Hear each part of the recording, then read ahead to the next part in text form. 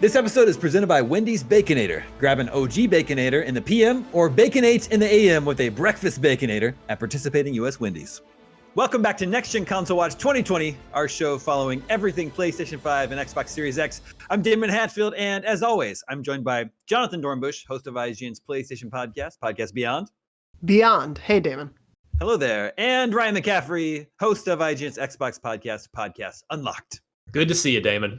Good to see you as always. And this week, although this is Next Gen Console Watch 2020, we're doing Next Gen Game Watch 2021. Now both consoles are out. All the big game releases of the year are out there now. Of course, Cyberpunk is now out there in the wild, biggest release of the year. So let's look forward a little bit into 2021. What specifically next gen games are we going to be able to play on PlayStation 5 and Xbox Series X? We begin in January. I think the first big release of the year, January 20th, is Hitman 3. And this one's pretty interesting. I guess supposed to round out the more modern Hitman trilogy. Ryan, are you a Hitman guy? I love stealth games, and Hitman is pretty much the last major stealth game standing. And everything I've seen about this has me really intrigued. I love that they're going full next gen with it. I am really eager to see this. And it's, normally we don't get big games in January very often. So this will be a nice way. This will be kind of probably the first big game to pick up and play after Cyberpunk. So I'm looking forward to diving into this. And this one's going to be fully playable with PlayStation VR. So Jonathan, this is a good time to revisit the question that keeps popping up. When do we think PSVR will really be migrated to PS5 or PSVR 2, whatever it ends up being? Well, probably, sadly, not before Hitman 3 comes out. Barring any really major surprises, I don't think we're going to get a PSVR 2 before January. But I would expect most likely, unfortunately, probably not until... I was previously guessing 2021. I would probably push that now to 2022, just because of how much first-party stuff Sony has going on for next year. But for now, PSVR is still backward compatible. You do need... a free attachment to use the PS4 camera with it, but it is backward compatible. Sure. Then January 21st is Ride 4, which I believe is a motorcycle racing game. Ryan, you're sort of our resident racing expert. This is the motorcycle game? Yeah, it's. I wish Luke Riley were here to speak of these things from IGN Sydney, our Sydney, Australia office. But yeah, I mean, hey, racing games are always fun to look at, even if they're games you don't normally take a look at early in a console generation, because they tend to push the hardware and tend to be really pretty. For sure. January 28th is the Medium, which I believe is an Xbox console exclusive. Is that right, Ryan? And not just that, an Xbox Series. This is not coming to Xbox One. So this is, yes, you can play it on PC just like anything Xbox, but this is actually technically the first proper next-gen exclusive for Xbox Series. So, yeah, and this has had a lot of buzz to it. People have really been liking what they've been seeing in the trailers so far. So, yeah, very, very eager to see what this game's all about. And what's the sort of the elevator description of it? Well, it is a horror game. That's really what you need to know. Our own Miranda Sanchez on Podcast Unlocked, she hates scary games. So we kind of... We politely rib her on every episode, so can't wait for the Medium, huh? So yeah, she won't be playing this, but yeah, I'm looking forward to checking it out. You should assign her that review. No, I actually don't really like scary games much. Super scary games myself, but this one I won't. I'm going to make an exception and just play during daylight hours. Got it. Moving into February 2nd, we have Outriders, which is a Square Enix published game that was originally supposed to be out, I believe, this month. Jonathan, what's your read on Outriders? The more I see of it, the more I'm intrigued by it. I think it was sort of, we were going into this fall expecting two different squad-based, persistent online sort of universe games from Square with Marvel's Avengers and Outriders, and unfortunately, the Marvel's Avengers launch didn't quite live up to what many of us might have hoped for an Avengers game. And so I think seeing this get delayed into next year was unfortunate for people excited, but I think a good sign that they're trying to give it the time that it needs, especially as a brand new franchise. I believe we had a lot of preview coverage via an IGN First, and you can correct me if I'm wrong, Ryan, but I know we had taken a look at this game and it seemed pretty promising. So I'm definitely looking forward to this one. February 4th will be Werewolf: The Apocalypse, Earthblood. And then February 5th is the Neo Collection on PS5, which, Jonathan, that's both Neo 1 and 2 remastered. Is that right? Yes, yeah. And so Neo 1 and 2 in the Soulsborne genre, PlayStation console exclusives. And now if you want to play PS5 versions, those will be out at the beginning of next year. So yeah. Now, February 18th was going to be Far Cry 6, a game I'm super excited for. Big Far Cry fan myself, but that was unfortunately been delayed till later in 2021. Still waiting on a new release date for that one. But Ubisoft does have something still coming in February. February 25th will be Riders Republic, which is, Ryan, what's your sort of understanding of this one? This is sort of a shared world extreme sports game? Yeah, it's just think extreme sports, but taken to the next level, where you're on a mountain and can do everything. Like whether you want to, mountain bike down it, you're or sky surfing, like all that cool stuff. That I think could work. I mean, the trailer sold the concept amazingly well from one of the Ubisoft Forward events, and if the game actually turns out and to fulfill the potential shown in that trailer, that could be a really just straight up fun game. Mm-hmm. And Jonathan, I believe the PS5 exclusive Destruction All-Stars is supposed to arrive sometime in February, right? Yes, yeah, that was originally set for launch day with the PS5, but got delayed. I want to say days before the PS5 was coming out. It was pretty close to it. And but when it does launch, it will be a PlayStation Plus game, so anyone who's subscribed will be able to get it for free. And as this is a multiplayer-focused game, I think that's going to really benefit it because we've seen games like Rocket League and Fall Guys do really well when they are launched for free. So hopefully that works out. Mm-hmm. Now, since its launch, Yakuza Like a Dragon has been a console exclusive for Xbox up until now. But then, of course, on March 2nd, that's going to be coming to PS5, the latest Yakuza game. Then March 26th is Balan Wonderland, which is a new platformer from the creators of Sonic the Hedgehog and Nights into Dreams. Jonathan, this seems like it might be up your alley. I know of other platformers that you enjoy. Of course, yeah. I'm definitely a 3D action platformer sort of guy, so I'm very interested in this one. Nights is actually a franchise that I haven't jumped into, even though it seems to have been something back in the day that would have been my jam. It passed by me.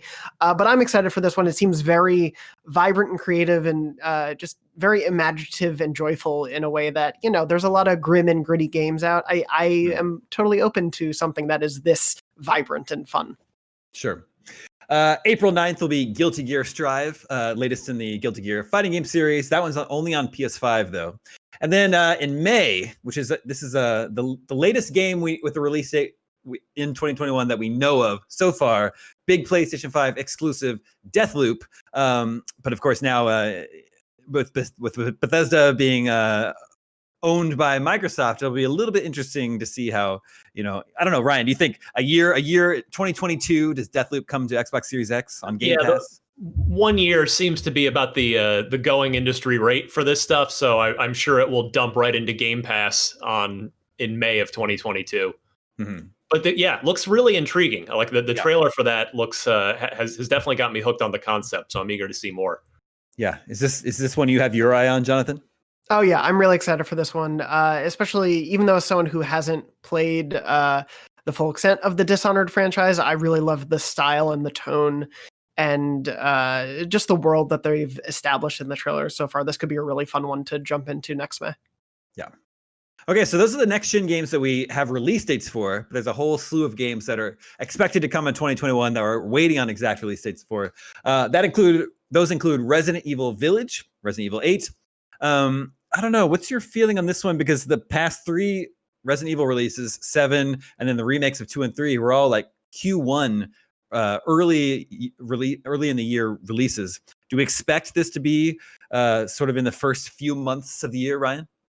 I mean, I have nothing specific about this game, but I've anecdotally heard that a lot of Japanese developers were hit pretty hard by the transition to work from home, and how just as much or more than American developers, just kind of they're just a different game development culture. Again, I can't put any stock behind that, but I did have somebody mention that to me. So yeah, I think to your point, like normally at this time, by the end of the year, we've got a ton of concrete release dates for Q1. Mm-hmm. And this year, we just quickly rattled off everything so far. There aren't a lot. So I think that's an indication of how COVID has affected everyone's game development schedule. So yeah, I wonder if maybe the plan was to have gone with a firm release date. Let's lock it in for Resident Evil Village, and maybe now it's in flux a little bit. But I imagine they'll throw a date down early in 2021, and it's just a matter of whether that's going to be March, April, May, or further out. Yeah, that's a good point.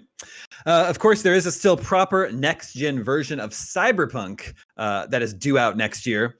Jonathan, do you have any sort of what would be your guess? Like a year from now, like sort of to celebrate the 1-year anniversary of the original launch of Cyberpunk, will there be a next-gen version?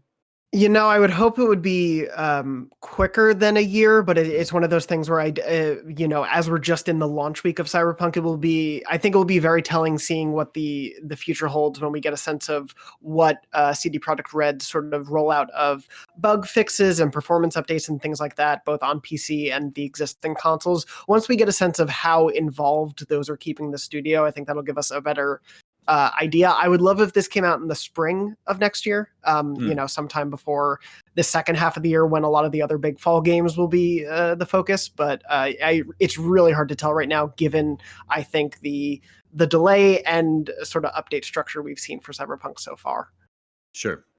There's also we mentioned Deathloop. There's Ghostwire Tokyo, also from Bethesda, horror game. What's the situation with this one? Is that one also coming to Xbox Series X, Ryan? Well, it's another timed exclusive heading to PS5. Microsoft honoring that. Sure they have to after the acquisition of Bethesda. But Tango Gameworks. This is the studio that has done some really great stuff. The Evil Within here over the last half decade or so. So this is a first-person game, which automatically gets my attention, and it's just super stylish and original. And it's one of those games where we don't really know anything about it yet. We've had really one substantial trailer that leaves more questions than it does answers. So, but given the studio's pedigree, I'm really eager to see more about this for PS5 in 2021, and then again probably into Game Pass in 2022. Right. Well, Jonathan, there are a lot of big PlayStation 5 exclusives that are expected next year. Ratchet & Clank Rift Apart, God of War Ragnarok, Horizon Forbidden West. There's Gran Turismo 7 as well. Do you have any sort of sense as to what order we should expect these games? Well, originally, due to some fine print in a Sony trailer, it seemed like Gran Turismo was targeting the first half of the year, but then that language was updated on the trailer, fans have noticed, and so it just says, coming later. So it seems as if Gran Turismo might not be in the beginning part of the year. Ratchet & Clank Rift Apart we know is a launch window game. Of course, that window is vague because they never said how long that window could last. My safe bet would probably be March or April. That's around the time the 2016 Ratchet & Clank reboot came out, and I think that's a really solid time for it. Horizon Forbidden West is scheduled tentatively for the second half of 2021, so that might be a big fall game for them. And then God of War Ragnarok, I honestly have no idea. We have only seen a logo teaser trailer of that game, and so we have no real basis for knowing when that's coming. My guess would be, because we've seen so little, probably later half of 2021. But really at this point, who knows? Because that was such a big reveal, and they didn't have to say 2021. But my hope is if they are planning for 2021, they're really aiming to hit it. Yeah, for sure.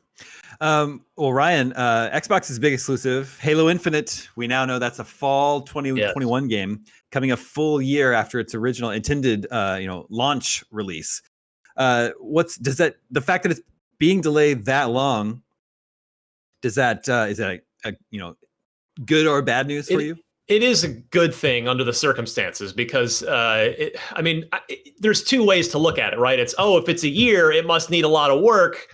So that worries me more versus a shorter. If it were coming out in March, you'd be like, they just needed some polish time. Okay. But it's what it does say to me is that they're going to get a more polished game out when it does finally ship. And quite frankly, they have to. I mean, this is there's they're kind of up against the wall with Halo now after everything that's happened, not only with Infinite, but with Halo over the last 5 years. It's been a rough go between the Master Chief Collection. I guess that was 6 years ago, but really this past generation of Halo, Master Chief Collection's amazing now, but it started off so rough, and Halo 5 has easily the most disliked campaign amongst fans out of any of the Halo games. So yeah, it's got to be good. But I do feel confident. They posted an update with some screenshots and a little bit of what they're working on, and I think this is good. I mean, it's not. I feel more comfortable that they're being given as much time as possible, an entire extra year, and I would bet a Wendy's Baconator that it's going to be November 15th. 2021, which would be the 20th anniversary of the release of not just the original Xbox, but of course Halo Combat Evolved as well. It's just, it's a spiritual reboot of the series. It just makes too much sense in every sense of the word. I would bet that's going to be the release date. Yeah, they'll do that to celebrate the 20th anniversary. And in true Nintendo fashion, you'll only be able to buy it for 6 months, and then it'll be gone. I doubt that part. We are running long on time, but there are still more games, next-gen games to look forward to coming next year. Things like a full next-gen version of GTA 5. You've got Hogwarts Legacy, the Harry Potter RPG. There's Gotham Knights, Lord of the Rings Gollum, Returnal. Quickly, Jonathan, which one's Returnal? Returnal is from Housemarque, the developers of Resogun and Nex Machina, and a lot of other great shooter games. Yeah, and this one's supposed to be a little bit more bigger in scope than a lot of their arcade-style games. Psychonauts 2, Tunic, which is a very cute-looking old-school Zelda-like that Ryan got an update on this week on IGN.com. Stalker 2 and Scorn. Ryan, cap us off. Which one is Scorn? That would be the H.R. Geiger-esque horror game. That was. It seemed like they were aiming for launch day on that. Didn't happen, but yeah, the Medium and Scorn. Scorn's another one where no current gen version. That is an Xbox Series game. Yeah, very cool. Lots to look forward to playing in 2021. Now it's time to take a look at some recent and upcoming collector's editions that are going all out, or are they phoning it in? Presented by Wendy's Baconator. So we begin with the biggest release of this year, Cyberpunk. Of course, the next-gen version still be coming this year, but you can play Cyberpunk on both your PlayStation 5 and Xbox Series X, and it had a heck of a collector's edition. This thing was $250. Got you a collectible steelbook, a 10-inch statue of V, the game's protagonist. It comes with a hardcover art book, a metal pin set, a Quadra VTech metal keychain. I know what two of those words mean. An annotated copy of A Visitor's Guide to Night City, which is sealed in a Night City Police Department evidence bag. Embroidered patches, a world compendium detailing the game's setting and lore. Postcards from Night City, a map of Night City, and a sticker set. But wait, there's more. Digital goodies, which include the game's soundtrack, an art booklet, Cyberpunk 2020 source book, and then wallpapers for desktop and mobile. All that for $250. Jonathan, is that how would you sort of like rate the collector's edition for Cyberpunk? I mean, it sounds really impressive, I think, for anyone who, this is obviously a very long anticipated game. And so I think to have that sort of suite of options, I like collector's editions that either really focus in on one thing or sort of offer a like bevy of different ways to get into the universe. And so for people who have been waiting, I think this is a really nice sort of way to get into every little facet of Night City. And maybe who knows, maybe they'll double dip with a collector's edition of the next gen version of Cyberpunk. Then there's Hitman 3, which of course is coming in January. That one has a deluxe edition, which the deluxe edition will get you all of the pre-order bonuses, which are there if you pre-order the game at all, which includes a total of 9 in-game items. It's 3 outfits, 3 sets that represent a different game from this trilogy. So each one includes a suit, a briefcase, and a weapon. There's a white set, a black set, and then a red set. So you can wear, you can be totally monochrome in your outfits, or you can mix and match all of these accessories. Those are the pre-order bonuses. Then it comes with digital soundtracks, director's commentary, mission introductions, which I think is very cool. Valve has done, commentary tracks in some of their games. I really appreciate it when they do that. There's a World of Hitman digital book, deluxe suits and items, deluxe escalations, which are sort of like playing the game on hard mode. So that's everything you get in the Hitman 3 Deluxe Edition. It's all digital stuff, nothing physical. Ryan, stealth game fan, is that enough to sort of entice you to spend a little more on the Deluxe Edition of Hitman 3? Honestly, no. That's all stuff that's just sort of set aside arbitrarily, and it's like, okay, well, we can just charge more with this stuff. None of that would really affect my personal enjoyment of Hitman, a game that I am very much looking forward to. Hey, if you want the crazy outfit, there are plenty of crazy outfits in the game. Just you just find them. That's true. So that one's not really up my alley, honestly. Okay, and finally, there's Deathloop, the big PlayStation 5 exclusive coming in May. The Deathloop Deluxe Edition is $80, and that's compared to the standard $60. It's $20 more. That gives you selections from a soundtrack, 2 trinkets, a TranStar Trencher. I'm assuming that's a weapon. A 44 karat 4-pounder, sharpshooter skin, party crasher skin, and Eat the Rich Tribunal. This is all a lot of sort of the game's own jargon, which I'm not sure exactly what it's referring to. Then you also get the pre-order bonus content, which includes another skin, a trinket, and a machete, a special machete. So that's what you get in the standard or the deluxe edition, but there's also an endless Clash bundle for $120 that and this is limited to only 2,000 bundles, and that gives you 2 statues, 1 pin, 1 patch, 1 postcard, but no game. The Endless Clash bundle does not include the game, so it kind of puts you in this situation where you have to, if you want a collector's edition, a deluxe edition, you have to buy the game and the bundle separately. Jonathan, how does that strike you? I don't really love those. We've had those come up before. I do think, like, if I were inclined to buy one or the other and both had the game, I would definitely go for the statue one, because I'm a sucker for cool statues, especially of very unique game worlds. And the Deathloop is one that has a really cool, unique art style. So I would probably really love those statues, but it's something I would like to buy while also having the game built into that bundle purchase. Yeah. Myself, I'm much more likely to buy a special edition, collector's edition, if the game is in there. Okay, before we go this week, we have results of last week's poll, which was, we asked you, what launch problems have you had with your console? And I'm very happy to hear that the vast majority of respondents, 63% of respondents, have said they have had no problems and everything is coming up Millhouse. But then there's that 11% of you that said you had your order canceled. That's too bad. And almost 5% of you said you got scammed. And I'm very sorry to hear that. That's messed up. We've got a poll for you to vote on for next week. We want to know, what 2021 next-gen game are you most looking forward to? Make sure to vote at IGN.com, and we'll share the results with you next week. And that is about going to do it for this week's edition of Next Gen Console Watch 2020. If you've been watching this show all year, thank you very much. We plan to keep it going into the new year for a while, because we expect there to be a lot of excitement around these now current gen consoles for the foreseeable future. So look forward to more Next Gen Console Watch in the new year. Thank you to Ryan and Jonathan. We'll be back next Friday, 6 a.m. Pacific, 9 a.m. Eastern, with more news on the PlayStation 5 and Xbox Series X. We'll see you then.